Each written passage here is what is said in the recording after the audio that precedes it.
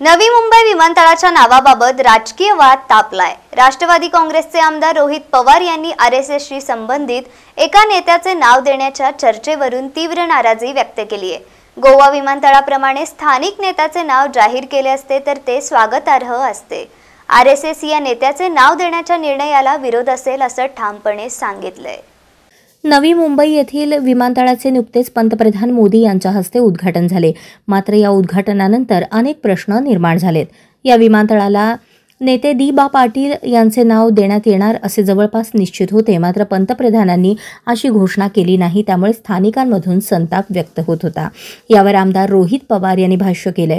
गोवा विमानतळाच्या उद्घाटनावेळी भाषणात नाव जाहीर करण्याची पद्धत अवलंबली गेली होती, त्याचप्रमाणे नवी मुंबई विमानतळावरही आमची अपेक्षा होती असं रोहित पवार यांनी सांगितलं। भाषणात दी.बा. पाटील यांचे नाव जाहीर केले असते तर आजही ते स्वागत केले असते, पण आता आरएसएसच्या 100 वर्षांच्या इतिहासाचा आधार घेऊन त्यांच्या एका प्रमुख नेत्याचे नाव देण्याची चर्चा सुरू झाली आहे। हा निर्णय स्थानिक भावनांचा आदर करणारा नसल्याचे पवार म्हणाले आणि जर असे झाले तर राष्ट्रवादी काँग्रेसच्या त्या विरोधात ठाम भूमिका असेल। महाराष्ट्रात विमानतळ नावाबाबत स्थानिक मागण्यांना प्राधान्य देण्याची मागणी जोर धरतीये। हा वाद कसा मार्गी लागेल याकडे सर्वांचे लक्ष लागले। पाहुयात रोहित पवार काय म्हणालेत।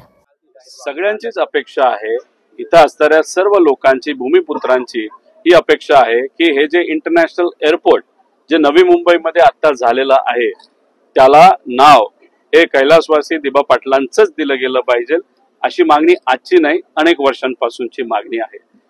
आता काल आमची सगळ्यांची अपेक्षा होती की गोवा एअरपोर्टचं उद्घाटन होत असताना ज्या पद्धतीने नरेंद्र मोदी साहेबांनी भाषणामध्ये सांगितलं की या एअरपोर्टचं नाव हे आपण पर्रिकर यांच्या नावाली आपण तिथं देऊया, आम्ही त्याचं स्वागतही करतो।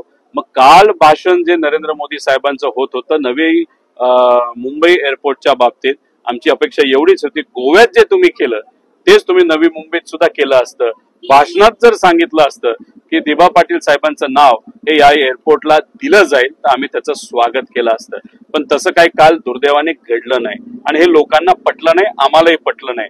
आमची चर्चा, आम्हाला जे काय माहिती असं कळत आहे की कदाचित 100 वर्ष आरएसएसला झाले म्हणून आरएसएसच्या एका मोठ्या नेत्याचं नाव या एअरपोर्टला दिलं जाईल अशी चर्चा आहे। त्यामुळे आता आपल्याला बघावं लागेल, लोकांना हे पटलं नाही, आम्हालाही पटलं नाही। येत्या काळामध्ये जर वेगळ्याच व्यक्तीचं नाव तिथं दिलं गेलं असेल आणि ते आरएसएसचे असतील तर त्याचा विरोध आम्ही करू। लोकांची, भूमिपुत्रांची जी मागणी आहे की दी.बा. पाटील साहेबांचं नाव हे एअरपोर्टला दिलं जावं, त्याला आमच्या सगळ्यांचा पाठिंबा आहे।